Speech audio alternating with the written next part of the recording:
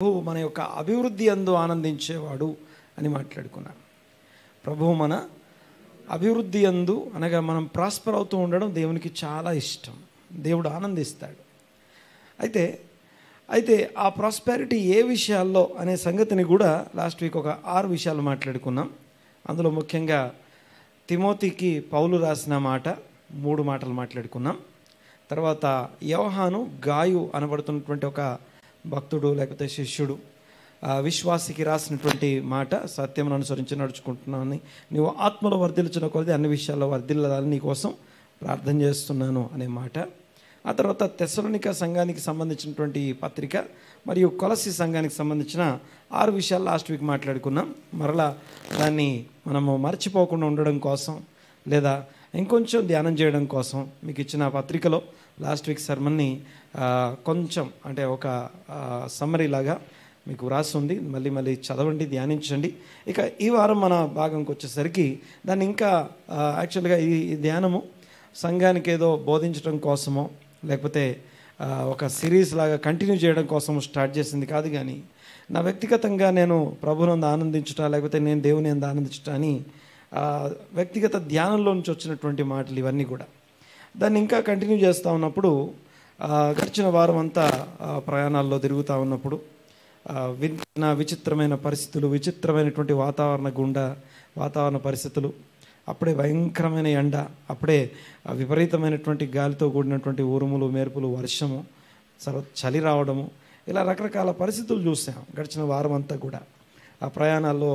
So అప్పుడు ధ్యానం చేస్తూ ఉన్నప్పుడు జెఫన్యా గ్రంథం 3వ అధ్యాయం 17వ వచనము, ఇది నా వ్యక్తిగత ధ్యానాన్నే మేము ముందు ఉంచాలనుకుంటున్నాను. చూడండి ఒకసారి, జెఫన్యా గ్రంథం 3వ అధ్యాయం 17వ వచనం.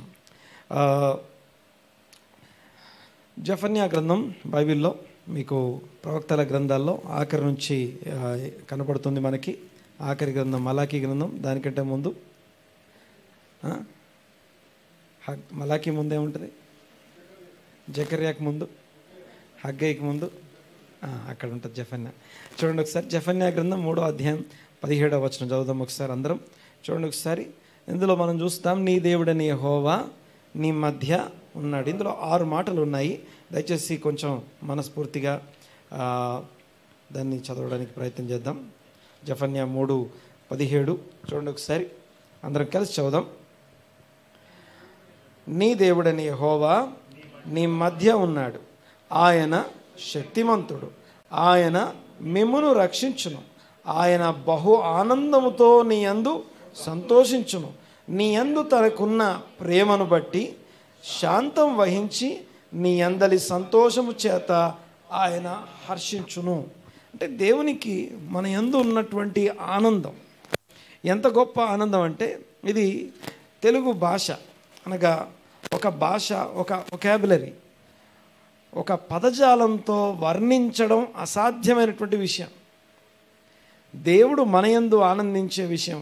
దేవునికి స్తోత్రం కలుగునుగాక. ఒకసారి దీన్ని ఇంగ్లీష్లో చూడండి ఒకసారి, చదవమా ఒకసారి, అమ్మాయి చదవా, అమ్మాయికి సరే.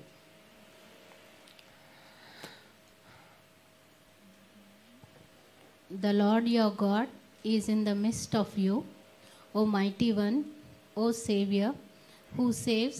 He will rejoice over you with joy.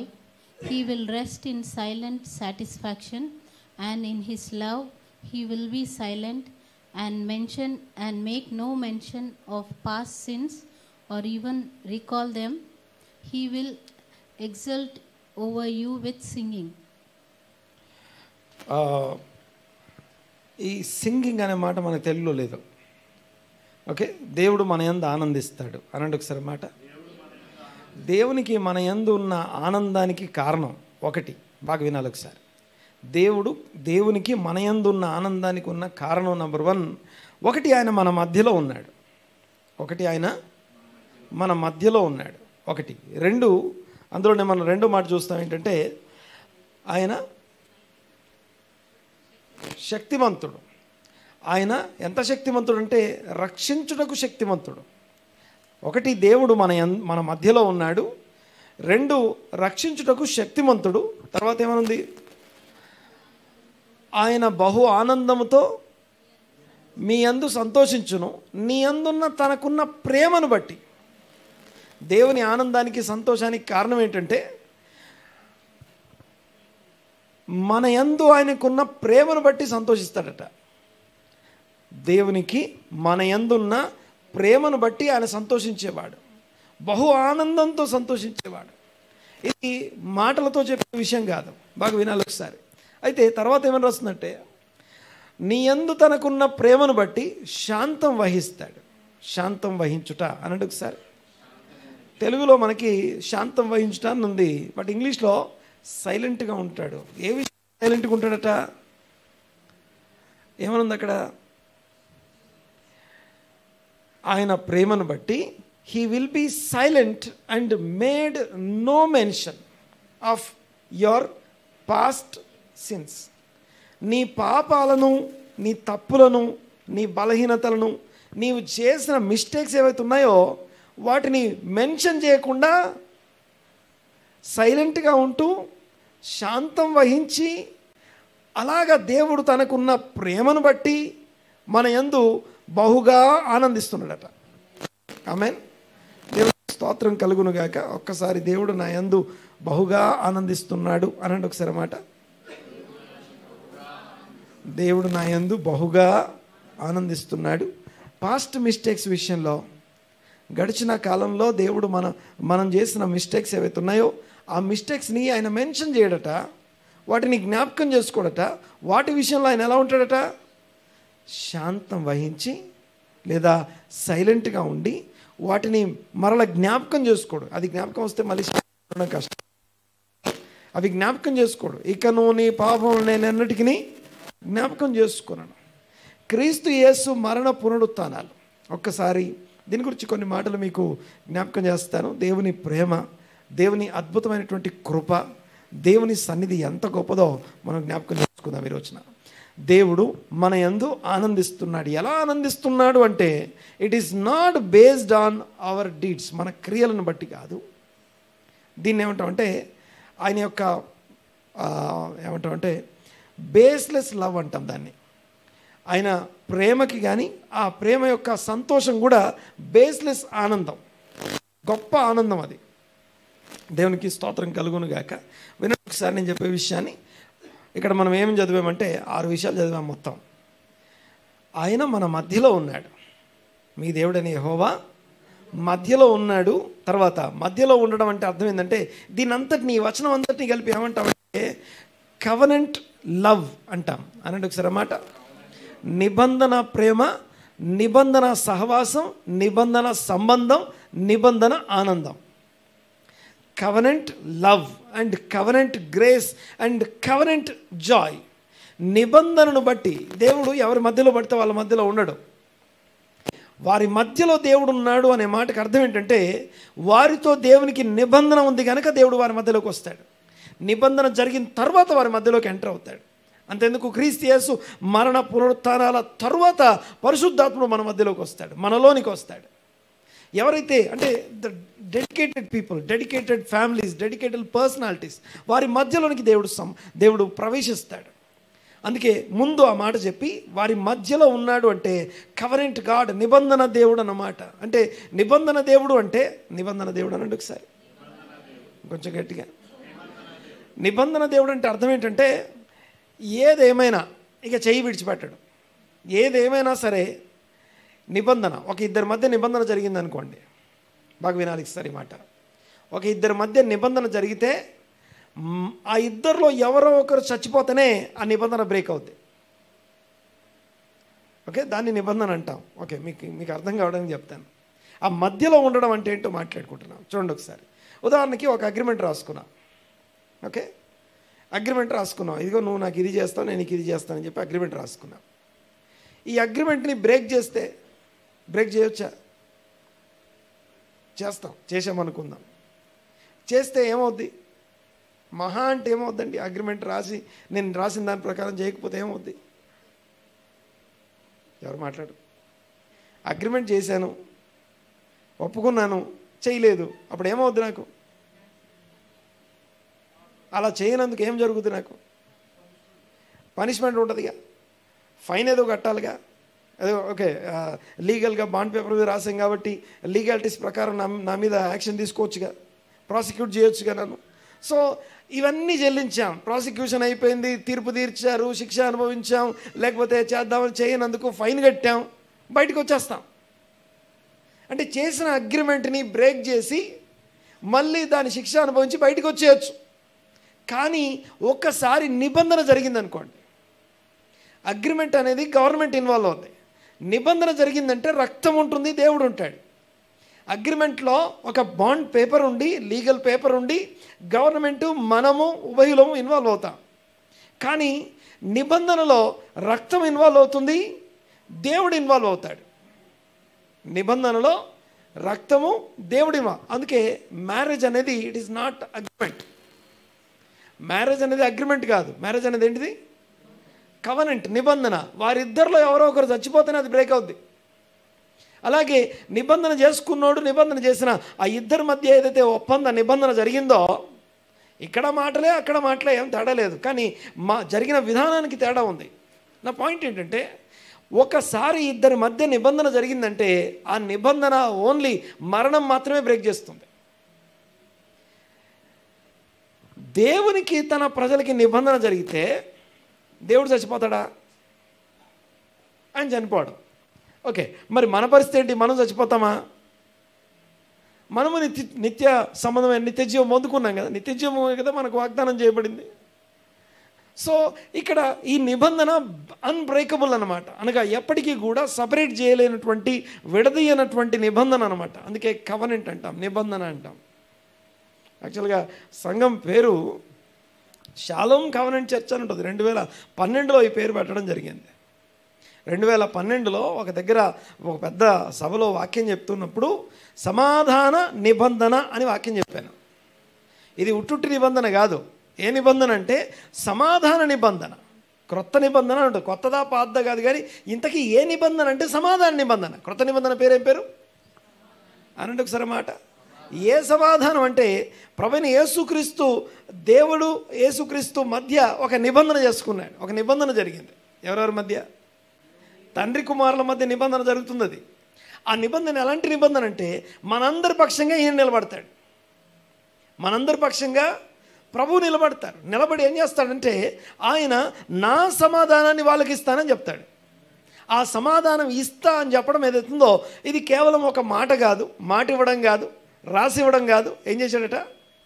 నిబంధన చేశాడు. ఆ నిబంధన కోసం ప్రాణం పెడతా కాదు, నా జీవం తోడు కాదు, ఆ జీవాన్ని పెట్టి చూపించాడు.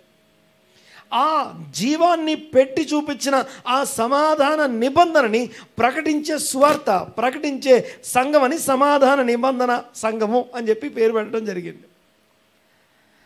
దేవునికి స్తోత్రం. గమనించండి ఒకసారి. చాలామంది ఏమనుకుంటారంటే ఏదైనా ఒక టైటిల్ కనపడితే, ఒక పేరు కనపడితే దీన్ని ఎవరికో ఆపాదించేస్తారు.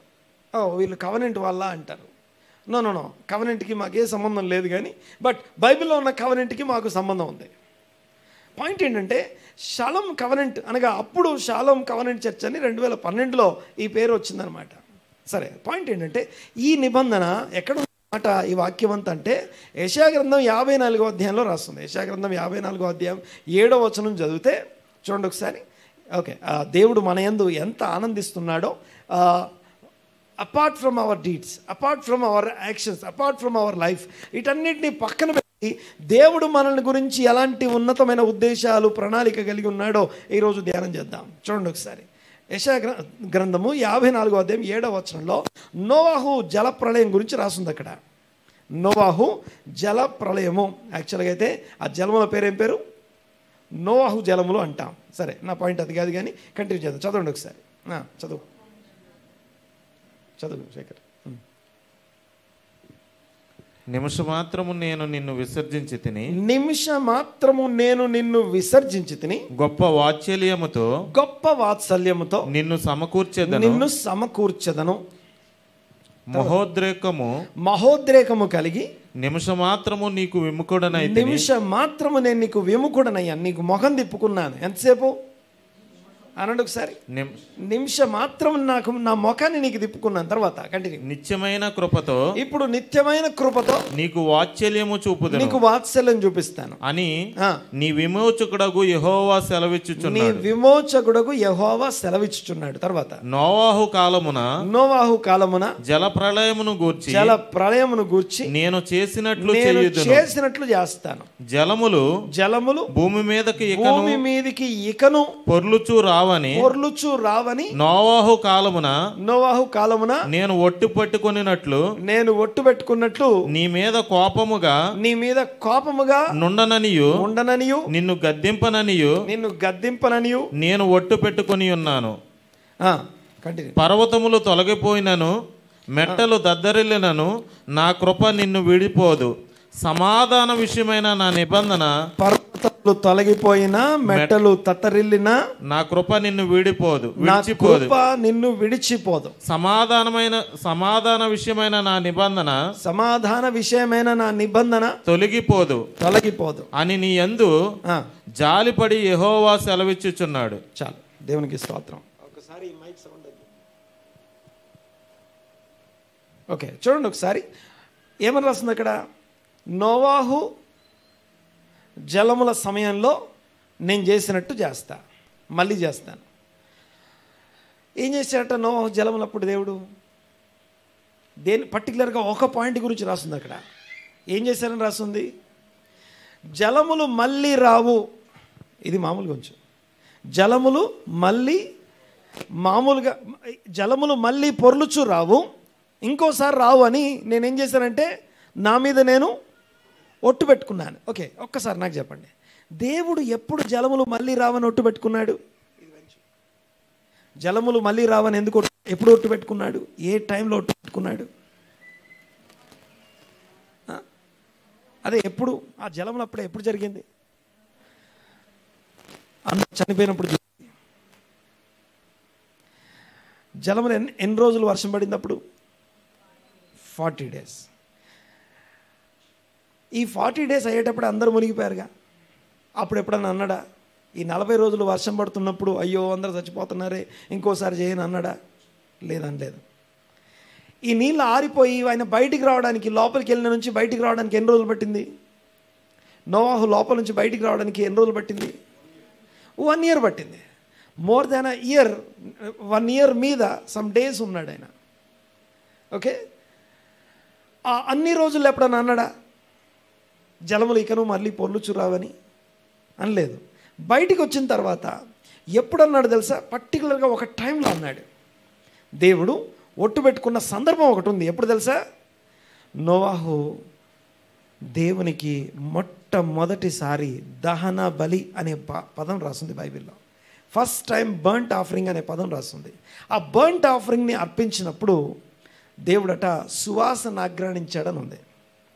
ఓకే, బాగా వినాలి ఒకసారి. అంటే దహన బలిని చూసి దేవుడు సువాసన ఆగ్రహించడం అంటే అర్థం ఏంటంటే ఆ బలి పశువు తగలబడుతుంటే ఆ వచ్చిన వాసన దేవునికి ఇష్టమైంది కాదు. దహన బలి నీకు ఇష్టమైంది కాదని వాక్యం చెప్తుంది. ఏది దేవునికి ఇష్టమైంది తెలుసా? ఒకరు దహన బలి అర్పించారు అంటే అర్థం ఏంటో తెలుసా? బైబిల్లో రాసే బలులకి, బయట ప్రపంచంలో ఉండే బలులకి, వేరే పుస్తకాల్లో చెప్పే బలులకి ఏ సంబంధం లేదు. బైబిల్లో బలి అంటే, దహన బలి అంటే, ఓకే బైబిల్ చెప్తుంది దహన బలి దేవునికి ఇంపైన సువాసన అని లేవ్యకాండంలో రాస్తుంది. దహన బలి అర్పించినప్పుడు ఏమంటారు? రాస్తుంది? దహన బలి దేవునికి ఇంపైన సువాసన. ఇదే గ్రంథాన్ని దివారాత్రము ఆనందించు ధ్యానించే దావీదు అంటాడు, నీకు దహన బలి ఇష్టమైంది కాదు, దహన బలి ఇంపైన సువాసన. విషయం ఏంటంటే ఆ దహన బలి అర్పించేవాడు విరిగి నలిగిన హృదయంతో నేను పాపం చేశానయ్యా, నేను ద్రోహం చేశాను, నేను తప్పు చేశాను, నన్ను క్షమించు అని పశ్చాత్తాపడుతుంటే ఆ పశ్చాత్తాప హృదయము ఇది దేవునికి సువాసన ఇస్తుంది. ఆమెన్. అర్థమవుతుంది కదా? అంటే నోవాహు దహనబలి అర్పించాడంటే ఏదో 4 పశువులు ఉన్నాయి కాబట్టి, డబ్బులు ఉన్నాయి కాబట్టి అర్పించేయండి దేవుణ్ణి సంతోషపెడదాం అనుకునే ఆ సంతోషం కాదు ఇది దేవుంది. దేవుడు కోరుకునేది ఏంటంటే అక్కడ అర్పించబడే అర్పణ కాదు, అర్పించే వ్యక్తి కావాలి ఆయనకి.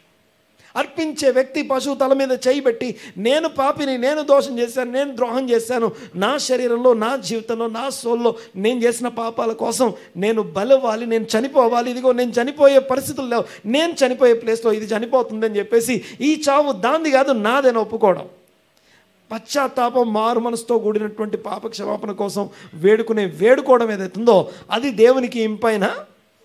దేవుడు ఆ సువాసన ఆగ్రహించిన తర్వాత అప్పుడు అన్నాడట దేవుడు, జలములు భూమి మీదికి ఇకను ఇంకొకసారి పొర్లుచు రావు. ఇప్పటిదాకా నేను ఎవడి పాపాన్ని వాని మీద మోపాను కదా, ఇక నుండి ఆ దానబలి అనే విశ్వాస క్రియ నుండి దేవుడు ఏమని నిర్ణయించుకున్నాడంటే, వారి పాపాన్ని వారి మీద మోపను అని నిర్ణయించుకున్నాడట. జనములు ఎందుకు మోపను అంటే వీళ్ళు మారిపోయారని కాదు, జనముల్లో ఏ పాపం లేదని కాదు, వారి హృదయంలోని ఆలోచనలు, తలంపులోని ఊహ ఎల్లప్పుడూ చెడ్డదే. ఎంతకని వాదిస్తాను, ఎంతకని వ్యాజ్యం పెట్టుకుంటాను, నేను ఎంతకని వాదన పెట్టుకుంటాం. అయితే నీ వ్యాజ్యం ఊరికే నీ మీద, నీ తప్పు నీ మీద మోపకుండా, నీ మీద కాకుండా నేను ఇంకా వేరే వారి మీద మోపడం అనగా ఇప్పుడు ఎలాగైతే నోవాహు దానబలి అర్పించాడో, ఆ బలి మీద ఎలా డిపెండ్ అయ్యాడో, అలాగే ఆ బలియాగం మీద డిపెండ్ అయ్యే వాళ్ళ కోసం అనగా వారి పాపం వారి మీద కాకుండా వేరే వారి మీదకి ట్రాన్స్ఫర్ చేసే అద్భుతమైనటువంటి సన్నివేశాన్ని, ఆ విషయాన్ని యెషయా గ్రంథం 54:7 రాస్తాం. క్రీస్తు బలియాగం జ్ఞాపకం చేయబడుతుంది. అప్పుడు నోవాహు జలప్రలయం అప్పుడు దేవుడు ఎక్కడ మనసు మార్చుకున్నాడు, దేవుడు ఎప్పుడు ఒట్టు పెట్టుకున్నాడు, దేవుడు ఎప్పుడు నిబంధన చేశాడు, ఇకను జలములు పొర్లుచు భూమి మీదకి రావని దేవుడు ఎప్పుడు తీర్మానం చేశాడు, ఎప్పుడు నిబంధన చేశాడు అంటే పశ్చాత్తాపంతో కూడిన నోవాహు యొక్క దహన బలిని బట్టి, ఒక్క బలియాగాన్ని బట్టి. అలాగే ఇప్పుడు క్రీస్తు యేసు యొక్క బలియాగము అనబడుతున్న క్రీస్తు మరణ పునరుత్థానాలు అనే బలియాగాన్ని బట్టి ఓకే, మనందరి మీద దేవునికి కోపము, ఉగ్రత ఉంది. లేకపోతే మన పాపము, ఆయన కనుదృష్టి, దేవుని కనుదృష్టి నిష్కలంకమైనదట. దేవుని కనుదృష్టి నిష్కలంకమైనది, దుష్టత్వాన్ని చూడలేని కన్నులవి. అవునండి గట్టిగా, దుష్టత్వాన్ని చూడలేని కన్నులు. పాపం కాదు, పాపాన్ని ప్రేరేపించే ఆ ఈవిల్ ఇంపల్సివ్ ఫోర్స్నే అనగా మనలో ప్రేరేపించే ఆ దుష్టత్వపు ఆ యొక్క దాన్ని చూడలేనటువంటి కన్నులు అయినవి. నిష్కలంకమైనది నీ కనుదృష్టి, నీవు చూడలేవు దుష్టత్వమును. దుష్టత్వాన్ని చూడలేనంత ఆ నిష్కలంకమైన కనుదృష్టి కలిగినటువంటి దేవుడు. మరి అలాంటప్పుడు దేవుడు సర్వమానవాళి యొక్క పాపం క్రీస్తు మీద మోపుతున్నప్పుడు ఆయనను చూడలేదు అని రాస్తుంది. ఇప్పుడు చదువుదాం ఒకసారి, 7వ వచనం చదువుదాం ఒకసారి. యెషయా గ్రంథము 54:7. నిమిష మాత్రము నేను నిన్ను విసర్జించి తిని, నిమిష మాత్రము నేను నిన్ను విసర్జించి తిని, గొప్ప వాత్సల్యముతో నిన్ను సమకూర్చెదను. మహోద్రేకము కలిగి నిమిష మాత్రము నీకు విముఖుడనైతిని,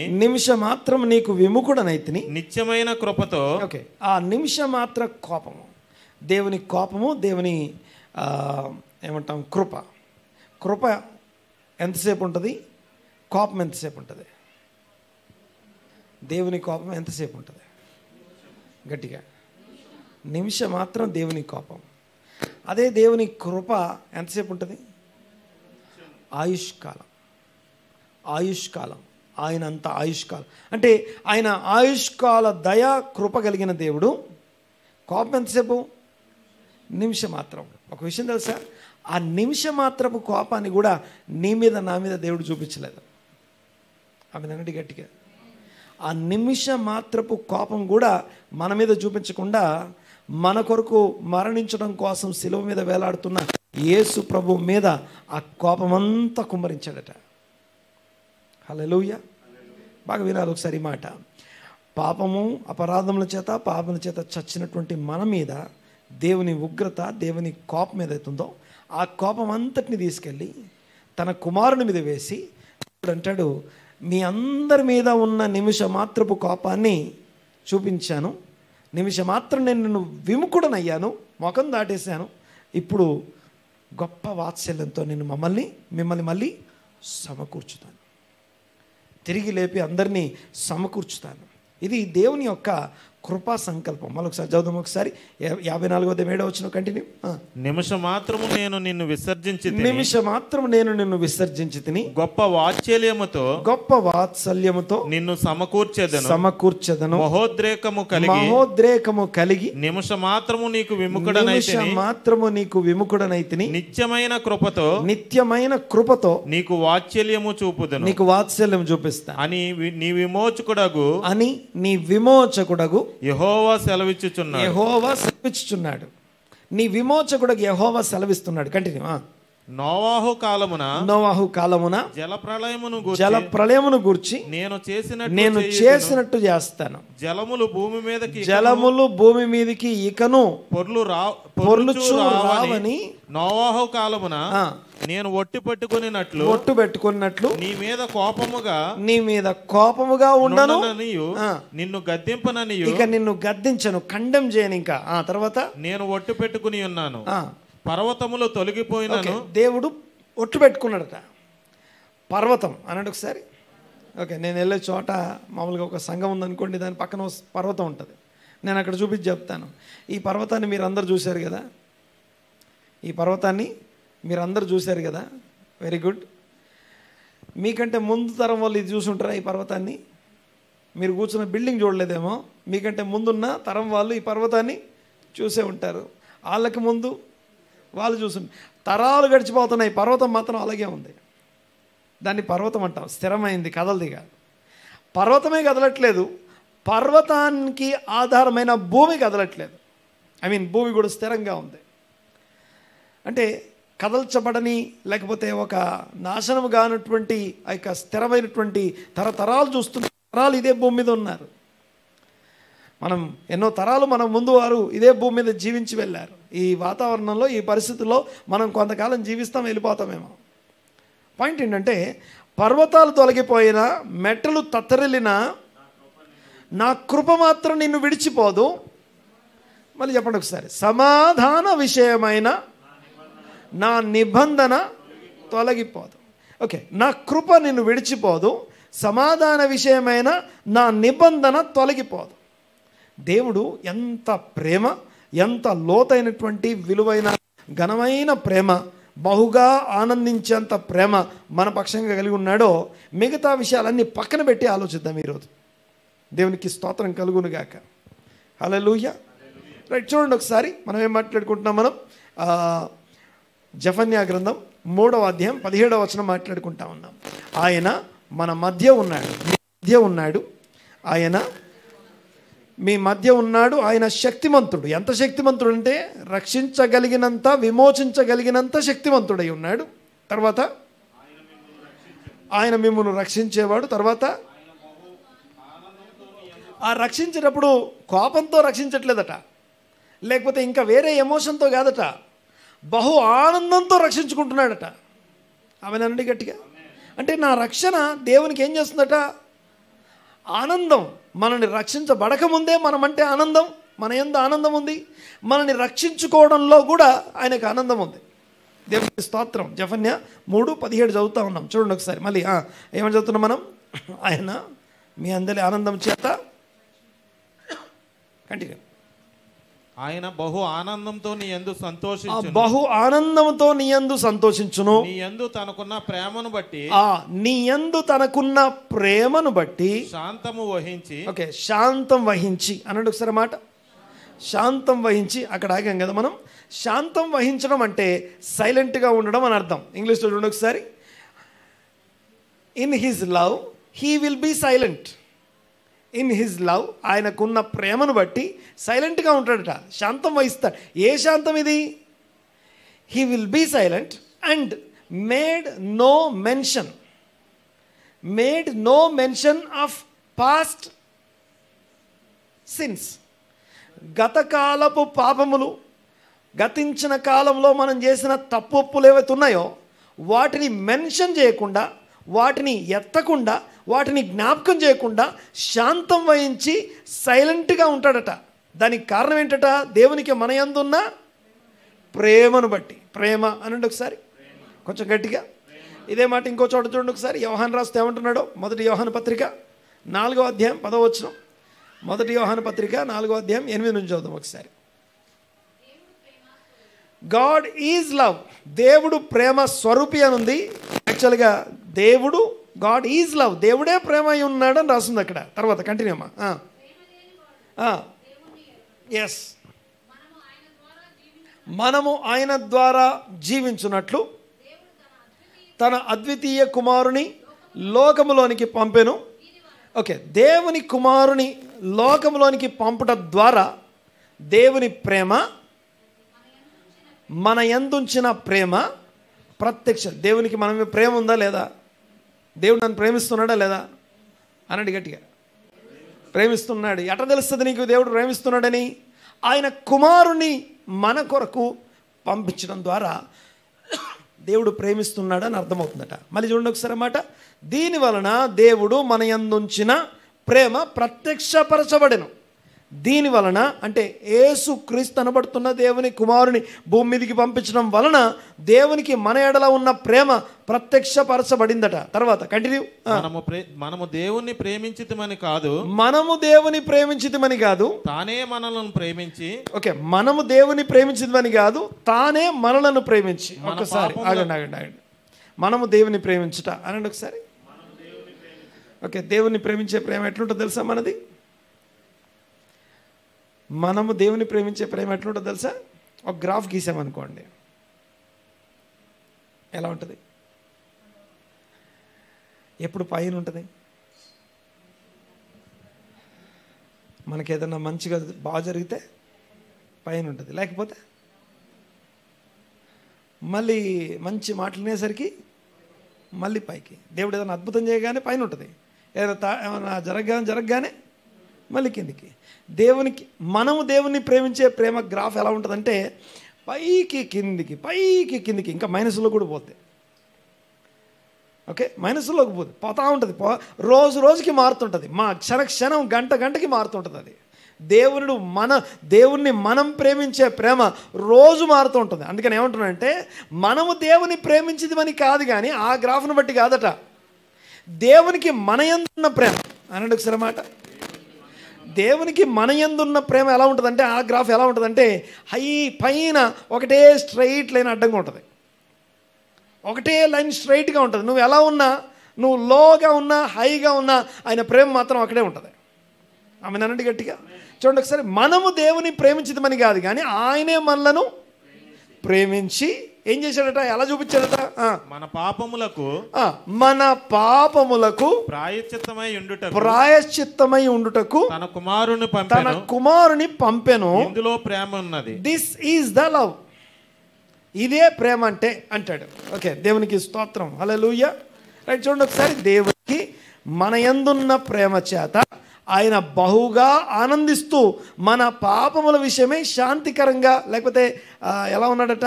శాంతం వహించి సైలెంట్గా ఉన్నాడట. మళ్ళీ మెన్షన్ చేయడు. ఎందుకు మెన్షన్ చేయడంటే తన స్టాండర్డ్స్ ఏం తగ్గించుకోవాలా, తన స్టాండర్డ్స్ తగ్గించుకొని పోతే పోనీలే ఏదో ఒకటి చేశారులే అని చెప్పేసి స్టాండర్డ్స్ తగ్గించుకొని ప్రేమించట్లేదట. మనల్ని తన స్టాండర్డ్కి తెచ్చుకొని శాంతం వహించాడట. ఆమెన్.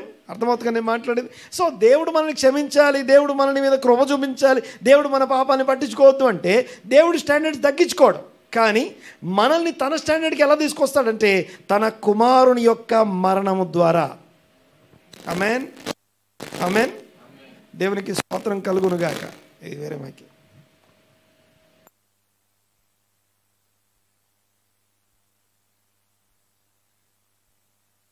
మరొకసారి చదువుదాం అన్నమాట. చూడండి ఒకసారి. మొదటి యోహాను పత్రిక 4వ అధ్యాయం 10వ వచనం. అందరం కలిసి చదువుదాం.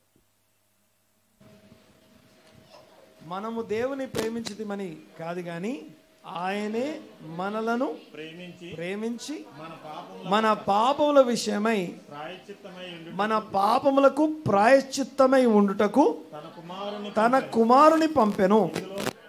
ఇందులో ప్రేమ ఉన్నది అనండి ఒకసారి మాట, కొంచెం గట్టిగా.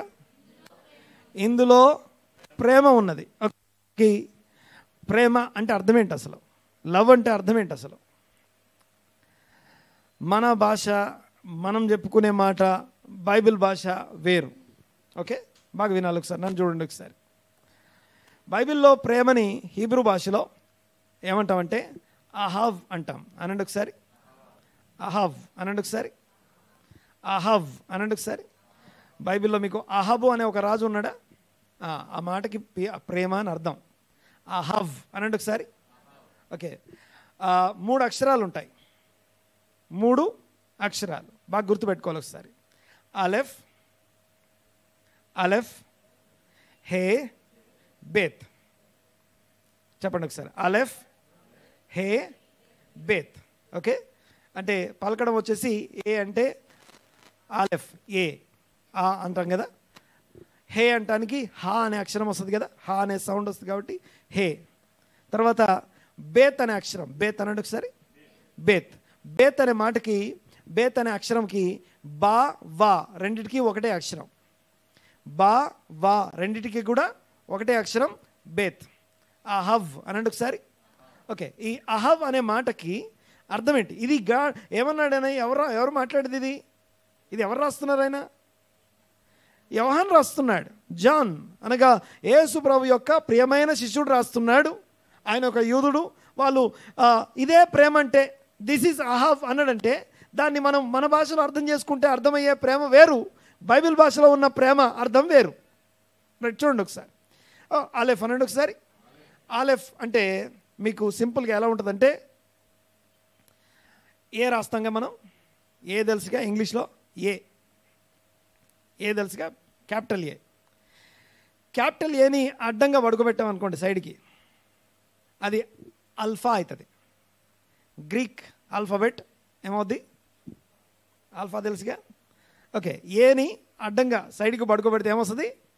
అల్ఫా. అదే దాన్ని తలకిందులు చేసామనుకోండి, యాక్చువల్గా అది ఒరిజినల్. అంటే ఏని తలకిందులు చేస్తే ఏమవుద్ది? ఇలా ఉంటుంది కదా. దీన్ని ఆలెఫ్ అంటాం. ఆలెఫ్ అనండి ఒకసారి. ఇదేంటో తెలుసా? యాక్చువల్గా ఇది ఒక పిక్టోగ్రామ్ అంటాం, అనగా ఒక పిక్చర్, బొమ్మ. అది ఎద్దు ముఖం, ఎద్దు తెలుసుగా, ఆక్స్. ఒక ఎద్దు యొక్క ముఖము ఎలా ఉంటుంది? 2 కొమ్ములుండి ఇదనమాట. బాగా వినాలి ఒకసారి, నేను చెప్పే విషయం అర్థం చేసుకోండి. లిటరల్లీ ఆలెఫ్ అంటే ఎ సాక్రిఫిషియల్ యానిమల్ అని అర్థం, వధ పశువు అని అర్థం. ఆలెఫ్ అంటే అర్థం ఏంటి? ఎ సాక్రిఫిషియల్ యానిమల్. దేవుని సన్నిధిలో నీ కోసం నా కోసం, ఇందాక మాట్లాడుకున్నాం కదా, నోవహు జలప్రలయంలో దేవుడు ఎప్పుడు ఒట్టు పెట్టుకున్నాడంటే నోవహు అర్పించిన అర్పణను బట్టి. ఆ సాక్రిఫిషియల్గా ఒక యానిమల్ కావాలి కదా. ఆ ఆలెఫ్ అంటే సాక్రిఫిషియల్ యానిమల్ అని అర్థం. ఏ ఫర్ యాపిల్ కాదు. ఓకే, ఆలెఫ్ అంటే సాక్రిఫిషియల్ యానిమల్. అర్థమవుతుంది నేను మాట్లాడేది? చూడండి ఒకసారి. ఓకే, ఏం మాట్లాడుకున్నాం మనం? లవ్. లవ్ అనండి ఒకసారి. ప్రేమ. బైబిల్ ప్రేమ అంటే అర్థం ఏంటి? దేవుని వాక్య ప్రకారం ఆయన ఏం మాట్లాడుతున్నాడు? ఎవరైనా మాట్లాడే ఆయన జాన్, యోహాను ఇదే ప్రేమ అని చెప్తున్నాడు. ఎట్లా ప్రేమ? ఎందుకు ప్రేమ? ఇదే ప్రేమ. ఏంటో ప్రేమ? దేవుని కుమారుడు మన పాపములకు ప్రాయశ్చిత్తంగా ఉంటే అది ప్రేమట. ఎట్లా అది ఎలా వర్తిస్తుంది? అది బాగా గమనించండి ఒకసారి. ఆలెఫ్ అనండి ఒకసారి. ఆలెఫ్ అంటే అర్థం ఏంటి? ఎ సాక్రిఫిషియల్ యానిమల్. నెక్స్ట్ హే అనండి ఒకసారి. కొంచెం గట్టిగా అనండి ఒకసారి, ఇంకొంచెం గట్టిగా. హే అనేది 5వ అక్షరం, హీబ్రూలో 5వ అక్షరం. ఈ అక్షరాలని మీ బైబిల్లో 119వ కీర్తన రాసి ఉంటాయి. ఆ 119వ కీర్తన పైన ఉన్న వర్డ్స్ అన్నీ ఒక దగ్గర రాయండి, మీకు హీబ్రూ అక్షరాలను వచ్చేసినట్టే. 5వ అక్షరం పేరు హే. హే అనేది కడుపులో నుంచి గాలి వదిలేస్తాం. ఇట్లా గాలిని కడుపులో నుంచి వదిలేస్తాం. హే ఈజ్ నథింగ్ బట్, ఓకే, ఈ సంవత్సరం పేరు ఏం పేరు? గట్టిగా అమ్మమ్మ ఏదేదో గూగి గూగి అంటున్నారా? మర్చిపో. నిష్మత్ ఎల్ షదాయ్ అంటే అర్థం ఏంటి? బ్రెత్ ఆఫ్ ఎల్ షదాయ్ అంటే ఎల్ షదాయ్ యొక్క హే అని అర్థం. హే అంటే గాలి ఊదడం అని అర్థం. ఓకే, అనగా ఆ మనుషుని యొక్క మట్టితో దేవుడు నరుని నిర్మించి వారి నాసికారంధ్రంలో జీవవాయువును ఊదగా హే అంటాం. Okay, hey is nothing but the grace of God. దేవుని కృప అనండి ఒకసారి గట్టిగా. దేవుని కృప. హే అంటే కృప అని అర్థం. హే అనేది 5వ అక్షరం. 5 is nothing but grace. 5 is the number of grace. Okay, చూడండి ఒకసారి. ఆలెఫ్ అంటే 1. ఆలెఫ్ అంటే లీడర్. ఆలెఫ్ అంటే ఆ యొక్క సాక్రిఫిషియల్ యానిమల్ అనేది దాని పిక్చర్. అది మీరు ఆలెఫ్ యొక్క పిక్టోగ్రామ్ ఏంటి అని అడగండి, మీకు ఎవరైనా లేకపోతే ఏ గూగుల్ అని చెప్తుంది, ఏం చెప్తుందంటే ఆ యొక్క సింబల్ చూపిస్తుంది. ఏంటో సింబల్? ఒక ఆక్స్ హెడ్ చూపిస్తుంది మీకు. ఓకే, వినండి ఒకసారి. ఈ సాక్రిఫిషియల్ యానిమల్, హే అంటే కృప ద్వారా, మూడోది ఏంటి? మూడో అక్షరం ఏంటి? బేత్ అనండి ఒకసారి గట్టిగా. బేత్ అనేది రెండో అక్షరం. బేత్ అనేది రెండో అక్షరం. బేత్ అంటే ఇల్లు అని అర్థం. బేత్ అంటే టెంట్ అని అర్థం. బేత్ అంటే హౌస్ హోల్డ్ అని అర్థం. బేత్ అంటే మన డ్వెల్లింగ్ ప్లేస్ అని అర్థం. ఇప్పుడు ఆ మూడింటిని కలిపితే ఎలా చదువుతాం మనం? ఒక సాక్రిఫిషియల్ యానిమల్ కృప ద్వారా హౌస్ హోల్డ్ అనగా మన ఇంటి వారందరి నిమిత్తం బేత్ అనండి ఒకసారి. బేత్ అంటే ఇల్లు అని అర్థం. మీకు బేతేల్ అంటే దేవుని ఇల్లు. బెత్లెహేం అంటే లెకెం అంటే రొట్టెలు. బెత్లెహేం అంటే రొట్టెలు ఇల్లు. బెతోని అంటే బెతనియా తెలుసు కదా. ఓకే, ఓని అంటే అఫ్లిక్షన్, బాధ, వేదన అని అర్థం. వేదన ఇల్లు అనమాట బెతోని అంటే, బెతనియా అంటే. సరే, పాయింట్ ఏంటంటే బేత్ అంటే ఇల్లు అని అర్థం. పాయింట్ ఏంటంటే గమనించండి ఒకసారి. నీ ఇంటి వారందరి నిమిత్తం, నీ గృహం యొక్క అందరి నిమిత్తం సాక్రిఫిషియల్ యానిమల్గా, ఒక వధ పశువుగా దేవుడు తన కుమారుని అప్పగించాడు. ఇందులో ప్రేమ ఉన్నది. దిస్ ఈజ్ ద లవ్ అంటాడు. దేవుని ప్రేమ ఏంటి అంటే పాపములు, అతిక్రమాలు, బలహీనతలు ఏవైతే ఉన్నాయో వాటి విషయంలో కృప చొప్పున, కృపను బట్టి తన కుమారుణ్ణి వధ పశువుగా అప్పగించడం ఏదైతుందో ఆ కుమారుని యొక్క బలియాగమును బట్టి ఇదిగో మన పాపములు పరిహరించడం ద్వారా వాటి విషయంలో దేవుడు శాంతికరమై ఉన్నాడు. ఇందాక శాంతం వహించి అని మాట్లాడుకున్నాం కదా. మరొకసారి మన పాపములను, మన దోషములను మరలా మెన్షన్ చేయనంతగా శాంతం వహించడం ఉంది చూసారా. దానికి కారణం ఏంటి? దేవుని యొక్క ప్రేమ. దేవుని యొక్క, చదవండి ఒకసారి జెఫన్యా 3:17. జెఫన్యా 3:17కి వెళ్ళండి ఒకసారి. అక్కడ ఏమనుంది? మన యందు మీ యందు తనకున్న ప్రేమను బట్టి శాంతం వహించి అని ఉంది. జెఫన్యా 3:17 చూడండి ఒకసారి. ఏమని వస్తుంది అక్కడ? అండ్ ఇన్ హిజ్ లవ్, ఆయన ప్రేమను బట్టి he will be silent. తర్వాత చూడండి ఒకసారి. And made no mention of past sins, నీ గతించిన గతకాలపు దోషములను, పాపములను, అతిక్రమాలను ఇక ఎన్నడూ జ్ఞాపకం చేసుకోనంత శాంతం వహించాడట. ఎవరు?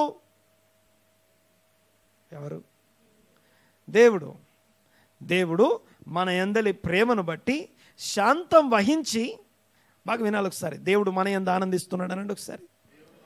బహుగా ఆనందించే దేవుడు ఆనందించడానికి కారణం ఏంటో చెప్తున్నాను. మన యందు దేవుడు ఆనందించడానికి కారణం ఏంటంటే దేవుని ప్రేమ.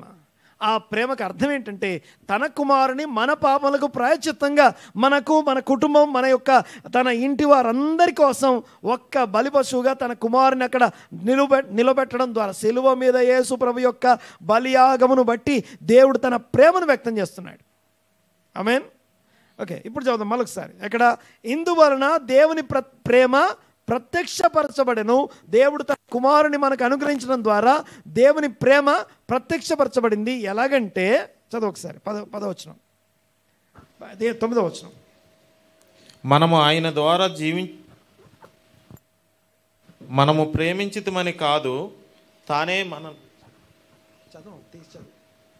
మనము దేవుణ్ణి ప్రేమించితమని కాదు, తానే మనల్ని ప్రేమించి మన పాపములకు ప్రాయశ్చిత్తమై ఉండుటకు తన కుమారుని పంపెను. ఇందులో ప్రేమ ఉన్నది. ఇందులో ప్రేమ ఉన్నది అని రాస్తుంది. దేవుని ప్రేమ ఎందులో ఉంది? తన కుమారుని మన పాపములకు, దోషములకు ప్రాయశ్చిత్తంగా ఏర్పాటు చేయడం బట్టి దేవుడు ప్రేమ కలిగి ఉన్నాడు. దేవునికి స్తోత్రం కలుగునుగాక. హల్లెలూయా. రైట్, చూడండి ఒకసారి. ఇప్పుడు మనం జెఫన్యా 3:17కి వెళ్దాం. జెఫన్యా గ్రంథం 3వ అధ్యాయం 17 చూడండి ఒకసారి. అక్కడేమనుందంటే మీ అందలి ఆనందం చేత బహు ఆనందం కలిగి ఉన్నాడట దేవుడు. బహుగా ఆనందించుచు, అందరం కలిసి చదవమాట. నీ దేవుడైన యెహోవా నీ మధ్య ఉన్నాడు, ఆయన శక్తిమంతుడు, ఆయన మిమ్మును రక్షించును, ఆయన బహు ఆనందముతో నీ యందు సంతోషించును, నీ యందు తనకున్న ప్రేమను బట్టి శాంతం వహించి నీ అందలి సంతోషము చేత హర్షించును. హర్షించును అన్న దగ్గర ఇంగ్లీష్ చూడండి సరేమని వస్తుందో. ఇంగ్లీష్లో he will exalt over you with singing. ఆ సింగింగ్ అన్న దగ్గర హీబ్రూలో అక్కడ ఉన్న పదానికి అర్థం ఏంటంటే ఒక లౌడ్ షౌటింగ్ సింగింగ్, ఉత్సాహ ధ్వని చేస్తూ. మామూలుగా మనకి ఏం తెలుసు అంటే మనం పాటలు పాడాలని తెలుసు కదా, తెలుసా? మనం ఉత్సాహ ధ్వని చేస్తూ పాట పాడాలని తెలుసు కదా, తెలుసా తెలీదా? మనము దేవుని సన్నిధిలో ఉత్సహించి పాటలు పాడాలని తెలుసు. కానీ అసలు విషయం ఏంటంటే మన యందలి ఆయనకున్న ప్రేమను బట్టి దేవుడే ఆ ఉత్సాహ సంతోషంతో ఆయన ముందు పాట పాడుతున్నాడట మన కోసం. ఇది వాక్యంలో రాసిన మాట. యోషియా కాలంలో, కింగ్ యోషియా రాజు అనబడుతున్నటువంటి రాజు యొక్క కాలంలో ఈ ప్రవక్త జెఫన్యా అనే ప్రవక్త ప్రవచిస్తూ ఉన్నాడు. ఆ ప్రవక్త యొక్క ప్రవచనం ఏం చెప్తుందంటే, ముందు 2 అధ్యాయాలు, మొత్తం 3 అధ్యాయాలు ఉంటాయి జెఫన్యా గ్రంథంలో. మొదటి 2 అధ్యాయాల్లో వార్నింగ్స్ ఉంటాయి, అనేకమైన వార్నింగ్స్ ఉంటాయి. ఆ వార్నింగ్స్ అన్నీ చెప్పిన తర్వాత 3వ అధ్యాయంలో నీ యందు దేవుడు బాగా ఆనందిస్తున్నాడు, నువ్వంటే దేవునికి చాలా ప్రేమ. దేవునికి స్తోత్రం కలుగును గాక. హల్లెలూయా. ఒక్కసారి నా మాట వినండి ఒకసారి. ఆ ప్రేమ మనల్ని జీవింపజేసే ప్రేమ, నిబంధన ప్రేమ. ఆ ప్రేమలో నుంచి దేవునికి మన ఎడల సంతోషం కలుగుతూ ఉందట. బహుగా ఆనందించి సంతోషించుట. దేవుడు మన యందు బహుగా ఆనందించి సంతోషించాలనుకుంటున్నాడు. చివరిగా నేను కంక్లూడ్ చేసి క్లోజ్ చేస్తాను ఈ రోజుకి. వినండి ఒకసారి. యాక్చువల్గా అయితే నేను వేరే టాపిక్ మాట్లాడాలి. విషయం ఏంటంటే ఈ మాట జాగ్రత్తగా వినాలి. ప్రభువు మన యందు ఆనందించుట అనే అంశాన్ని ధ్యానిస్తున్నాం. మనం దేవుని యందు ఆనందిస్తాం, దేవుడు మనకి ఇస్తే ఆనందిస్తాం, లేకపోతే ఏడుస్తాం, లేకపోతే ఇంకెప్పుడు అని గొడవ చేస్తాం, సనుగుతాం, గొనుగుతాం. ఏదేమైనా కూడా దేవునికి మాత్రం మన మీద ఏముందట? ప్రేమ ఉందంట. ఆ ప్రేమను బట్టి కృప ఉందట. ఆ కృపను బట్టి దేవుడు శాంతం వహించాడట. షలోం, శాంతం వహించాడు. ఆ శాంతమును బట్టి దేవుడు మన యందు ఆనందిస్తున్నాడట. పాపంలో దోషములన్నింటినీ పరిహరించేసి, వాటన్నిటినీ మళ్ళీ జ్ఞాపకం చేసుకున్నంతగా పరిహరించేసి, క్రీస్తు యేసును బట్టి మన యందలి ప్రేమ చేత ఆయన బహు ఆనందంతో హర్షిస్తున్నాడు. ఈ హర్షించే దేవుడు ఆయన హర్షించకుండా చేసే విషయాలు పోయిన 5 లేదా పోయిన 2 వారాలు మాట్లాడుకున్నాం కరెక్ట్గా. మళ్ళీ ఒకసారి వినండి. వాటిని పేపర్లో ఇచ్చామో చదవండి. లాస్ట్ వీక్ ఈ వీక్ ఒకసారి చదవండి, దాని గురించి నేర్చుకోండి, దాని గురించి ధ్యానం ఉంచండి. అల్టిమేట్లీ నా పాయింట్ ఏంటంటే దేవుడు మన యందు ఆనందించాలి. అనండి ఒకసారి మాట. దేవుడు మన యందు ఆనందించాలి. ఆయన ఆనందిస్తూ ఉన్నాడు. అయితే ఆయన ఆనందం సంపూర్ణం కావాలి. ఆనందం ఉంది కానీ ఏం కావాలి? అది సంపూర్ణం కావాలి. సంపూర్ణతకి కొంచెం మన చేతులు, అంటే దేవుని చేతిలో లేని విషయం. యాక్చువల్గా ఆయనకు అసాధ్యమైనది ఏది లేదు. కానీ ఆ అసాధ్యమైనది ఏది లేనటువంటి దేవుడు, సృష్టికర్త అయిన దేవుడు మానవునికి ఒక సొంత చిత్తాన్ని ఇచ్చాడు. ఫ్రీ విల్ అంటాం. సొంత చిత్తం దేవుడు మనకి ఇచ్చాడు. ఈ సొంత చిత్తం కలిగిన మానవుడు ఈయన సంతోషించాలి దేవుని యందు. మనిషి దేవుని యందు సంతోషించాలంటే కొన్ని అడ్డంకులు ఉన్నాయి. ఏంటి అడ్డంకులు? మా అవసరాలు తీరితే మేము సంతోషిస్తామండి. అక్కర్లు ఉన్నాయి మాకు కొన్ని, మా డిమాండ్స్ కొన్ని ఉన్నాయి, లేకపోతే మా రిక్వెస్ట్లు కొన్ని ఉన్నాయి, మా ప్రార్థనలు కొన్ని ఉన్నాయి. అవి తీరితే మేము సంతోషిస్తాం. అయితే యేసుప్రభు దాని గురించి మాట్లాడుతూ ఆయన ఏమన్నారంటే, మీకు అక్కరగా ఉన్న విషయాలు మీ పరలోకపు తండ్రిని మీరు అడగక మునిపే ఆయనకు వాటి విషయాలన్నీ కూడా తెలుసట. ఓకే, బాగా వినండి ఒకసారి. దేవునికి మనకి ఏది అవసరమో అన్నీ తెలుసు. ఇప్పటిదాకానేమో దేవుడు ప్రేమిస్తున్నాడని మాట్లాడుకున్నాం. ఇప్పటిదాకా దేవుడు ఆనందించేంత ప్రేమ కలిగి ఉన్నాడని మాట్లాడుకున్నాం. కృప చూపించేంత ప్రేమ కలిగి ఉన్నాడని మాట్లాడుకున్నాం. శాంతం వహించేంత ప్రేమ, కృప, నిబంధన కలిగి ఉన్నాడని మాట్లాడుకున్నాం. అలాంటి దేవుడు మన అవసరాలు ఆయనకి పూర్తిగా మనం అడగక ముందే దేవునికి తెలుసట. తెలిసినప్పుడు ఏం చేయాలి మరి? ప్రార్థన చేయొద్దు కదా. ఆయనకు తెలిసినాక అడుగుతాం మళ్ళీ, నీకు తెలుసు కదా అంటాం. కానీ విషయం ఏంటంటే ఇలా ప్రార్థన చేయండి అని ఒక ప్రార్థన నేర్పించారు. ఓకే, ఈ మాటను జాగ్రత్తగా వినండి. దీన్ని నేను నెక్స్ట్ వీక్ కంక్లూడ్ చేస్తాను, నెక్స్ట్ వీక్ కంటిన్యూ చేస్తాను. బట్ ఇప్పుడు చిన్న కంక్లూజన్ ఇచ్చేసి నేను క్లోజ్ చేస్తాను. విషయం ఏంటంటే మీరు ఇలాగ ప్రార్థన చేయండి అన్నాడు కదా. ఏమని ప్రార్థన చేయాలి? పరలోకమందున్న మా తండ్రి అన్నాడు. ఒకసారి గట్టిగా ఆ మాట అనేటప్పుడు ఇప్పటిదాకా మనం విన్న వాక్యం అంతా హృదయంలో మెదలాలి. ప్రేమ కలిగిన తండ్రి, మాతో నిబంధన కలిగిన తండ్రి, మా పాపములు దోషములు అన్నీ క్షమించే అంత కృప కలిగిన తండ్రి, దానికోసం ప్రాణం పెట్టే అంత ప్రేమ కలిగిన దేవుడే ప్రేమ అయి ఉన్నాడు. ఆ ప్రేమ ఇలా ప్రత్యక్షమైంది అని చదువుకున్నాం. అంత ప్రేమ కలిగిన తండ్రి అని చెప్పి పిలవాలట. పరలోకమందున్న మా తండ్రి. తర్వాత 6 అంశాలు ఉన్నాయి. ఎన్ని చెప్పాలి ఒకసారి? ఎన్ని? 6 ఉన్నాయి కదా. ఈ 6లో 3 దేవుని అవసరాలు. మొదటి 3 చెప్పాలి. మొదటి 3 ఎవరి అవసరాలు? మనవి కావు. ప్రయారిటీలో ఫస్ట్ ప్రయారిటీ ఎవరికి ఇవ్వాలి? దేవా, నీ అవసరం ముందు తీరాలి, తర్వాత నా అవసరం గురించి మాట్లాడుకుందాం. ముందు అవసరం ఎవరిది? దేవుని అవసరం ముందు తీరాలి. అందుకే ముందు మొదటి 3 ప్రార్థనలు ఏంటి? ప్రయారిటీస్, దేవుని యొక్క కన్సర్న్స్ అంటాం, గాడ్స్ కన్సర్న్. ఆ తర్వాత ఉన్న 3 ఏంటివి? అవర్ కన్సర్న్, మన అవసరాలు. ఒకసారి వాటిని పేర్లు చెప్తాను చూడండి ఒకసారి. మొదటిది ఏంటి? నీ నామము. ఓకే, దేవా నీ నామాన్ని పరిశుద్ధపరచుకో అని అడుగుతున్నామా? నీ నామాన్ని పరిశుద్ధపరచుకో అని చెప్తున్నామా? లేదు. నీ నామము అంటే ఏంటో తెలుసా? ఆయన ఏం కోరుకుంటున్నాడో నేను కూడా అదే కోరుకుంటున్నా, ఆయనతో ఏకీపిస్తున్నా. నీ నామం పరిశుద్ధ పరచబడును గాక. పరిశుద్ధపరచుకో అంటలేదు, పరిశుద్ధపరచునట్లు చూసుకో అనట్లేదు, అడగట్లేదు. దేవుణ్ణి కోరుకుంటున్నాం. ఏం కోరుకుంటున్నామంటే నీ కోరికే నా కోరిక. First priority. మొదటి 3 నీ నామం పరిశుద్ధ పరచబడునుగాక. రెండోది నీ రాజ్యము వచ్చునుగాక. నీ రాజ్యము భూమి మీదకి ఇంకా రాలేదు, రావాలయ్యా. నీ రాజ్యం భూమి మీదకి వచ్చునుగాక. నీ రాజ్యం వచ్చునుగాక అంటే నీ రాజ్యం వచ్చేటట్లు చెయ్యి అని ప్రార్థన చేయట్లేదు. ఏమంటున్నాం మనం?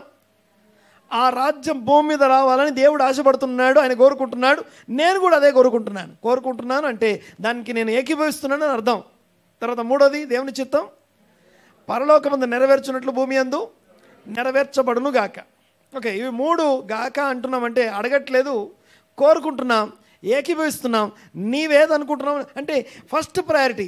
మీకు అక్కరగా ఉన్నవేవో మీ పరలోకపు తండ్రిని మీరు అడగక మునిపే ఆయనకి పూర్తిగా తెలుసు. కాబట్టి మీరు ఇలాగూ ప్రార్థన చేయండి. పరలోకమందున్న మా తండ్రి, నీ నామం పరిశుద్ధపరచబడునుగాక, నీ రాజ్యము వచ్చునుగాక, నీ చిత్తం పరలోకమందు నెరవేర్చున్నట్లు నెరవేరునుగాక. ఈ 3 దేవుని అవసరాలు, గాడ్స్ కన్సర్న్. అవి 3 నెరవేరితే దేవుని సంతోషం సంపూర్ణమవుతుంది.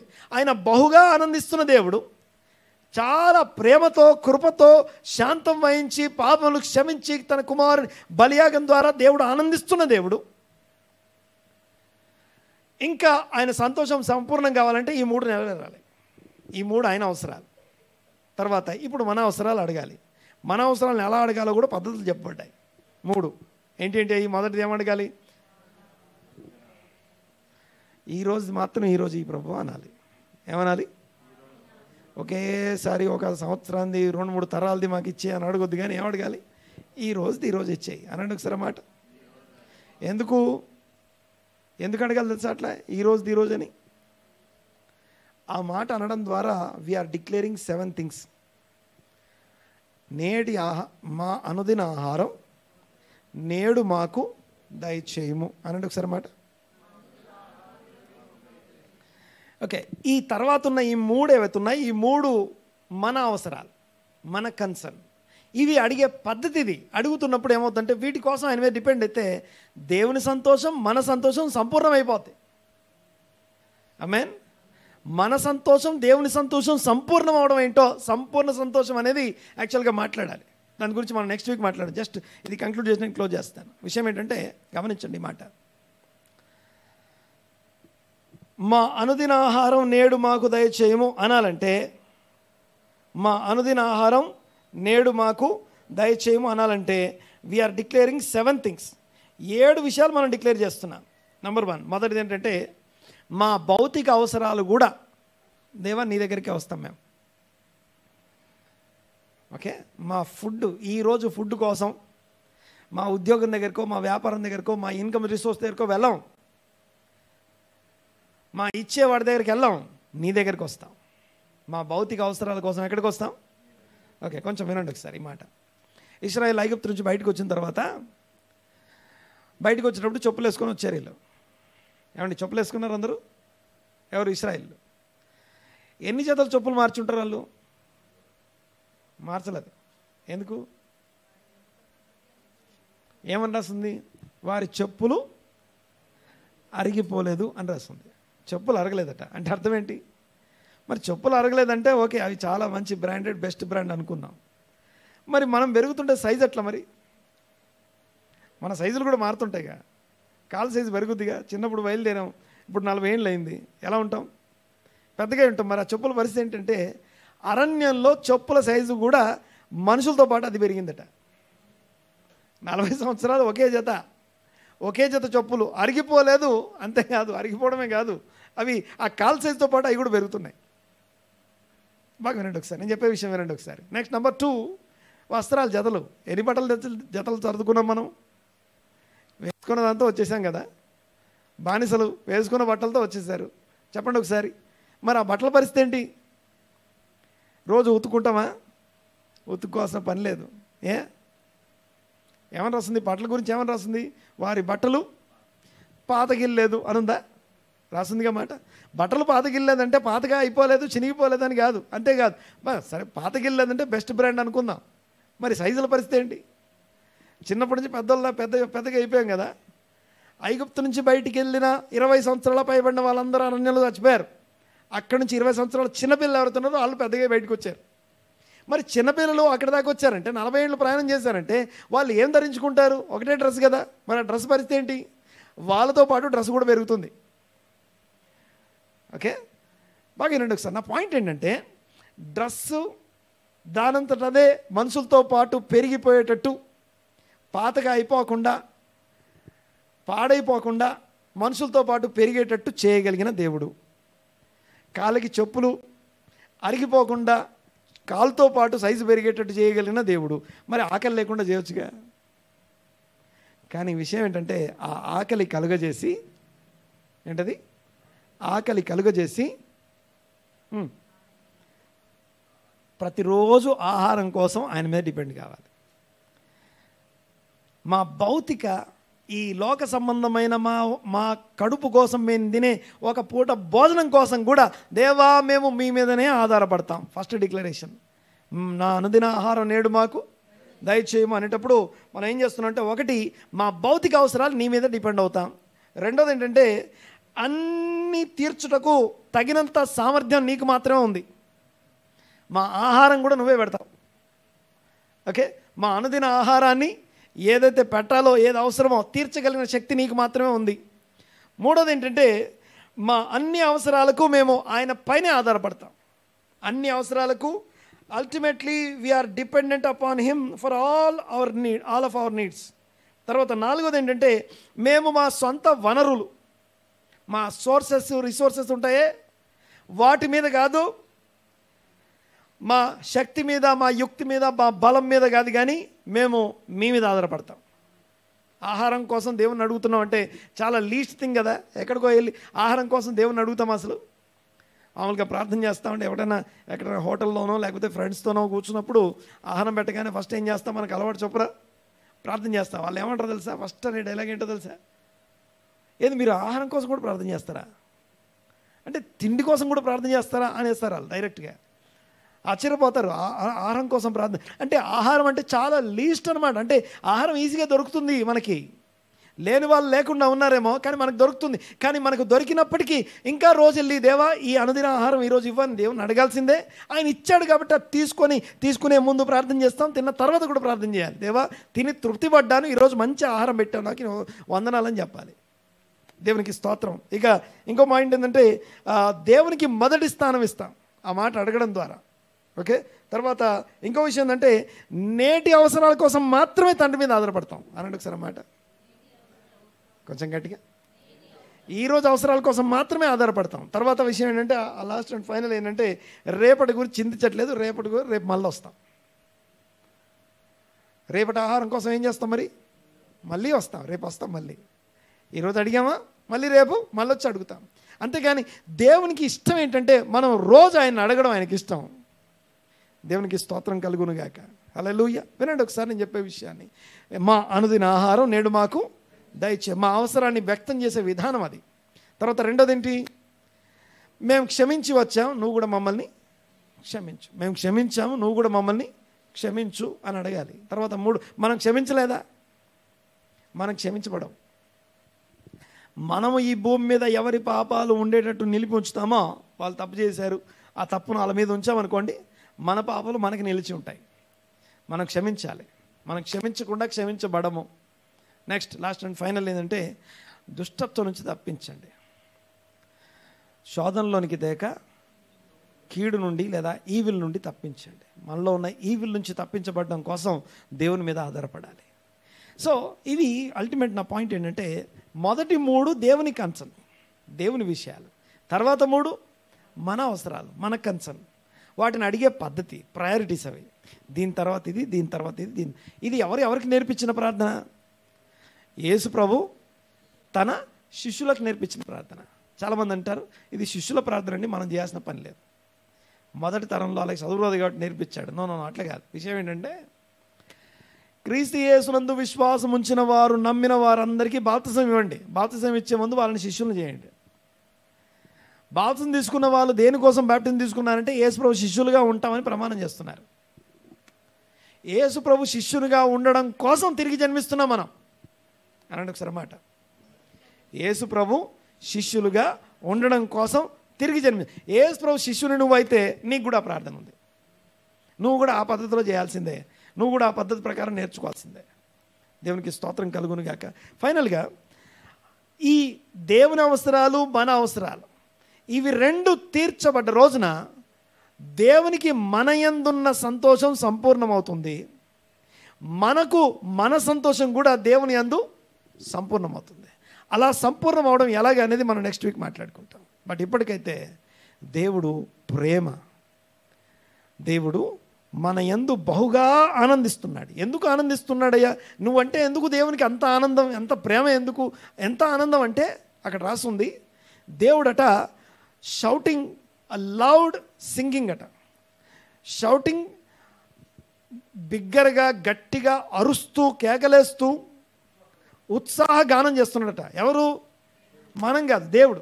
ఎవరిని బట్టి? నీ యందున్న ప్రేమను బట్టి ఆయన ఉత్సహించి సంతోషించి గానం చేస్తున్నాడట. మనం పాట కాదు, దేవుడే పాడుతున్నాడు పాట. ఆమేన్. రైట్. అలా దేవుడు మన యందు ఆనందించడానికి కారణం ఏంటంటే, మన యందు ఆయనకు ప్రేమ ఉందట. ఆ ప్రేమను బట్టి దేవుడు మన యందు కృప చూపించి, దేవుడు తన కుమారుని మన పాపములకు ప్రాయశ్చిత్తంగా అనుగ్రహించాడట. దేవునికి మహిమ కలుగునుగాక. ఆ అనుగ్రహించబడినటువంటి ఆ యొక్క కృప చొప్పున మనకు అనుగ్రహించబడినటువంటి ఆ యొక్క ఏమంటుందని, క్రీస్తు బలియాగం ఏదైతుందో, ఆ బలియాగము మనల్ని దేవునితో నిబంధన వారసుని చేసింది. ఆ నిబంధనను బట్టి దేవుడు మన మధ్యలో ఉన్నాడు. ఆ నిబంధనను బట్టి దేవుడు మనల్ని రక్షించుటకు శక్తివంతుడై మన మధ్యలో ఉన్నాడు. మన యందలి ఆనందం చేత బహుగా ఆనందించుచు సంతోషముతో హర్షిస్తూ పాట పాడుతున్నాడు. అందరం లేచబడదాం ఒకసారి. ప్రార్థన చేసుకుందాం. దేవునికి స్తోత్రం చెల్లిస్తాం. దేవుని కృపను బట్టి, దేవుని కనికరాన్ని బట్టి, ఆయన ప్రేమను బట్టి, ఆయన కృపను బట్టి ఒక్కసారి దేవా మీకు వందనాలు, స్తోత్రం నాయన. నా పక్షంగా, మా పక్షంగా మీరు కలిగి ఉన్న ప్రతి విధమైన కృప కనికరమును బట్టి వందనాలు చెల్లిస్తున్నాం నాయన. మా యందు మీరు సంతోషిస్తున్నారు అన్న మాటను బట్టి మీకు వందనాలు. మా యందు మీరు బహుగా ఆనందిస్తున్నారు అన్న మాటను బట్టి మీకు వందనాలు. స్తోత్రం నాయన, మీకు వందనాలు. ప్రార్థన చేద్దాం, దేవుని అడుగుదాం. దేవా మీ ప్రేమ ఎంత గొప్పది ప్రభువా, మీ కనికరము ఎంత గొప్పది నాయన.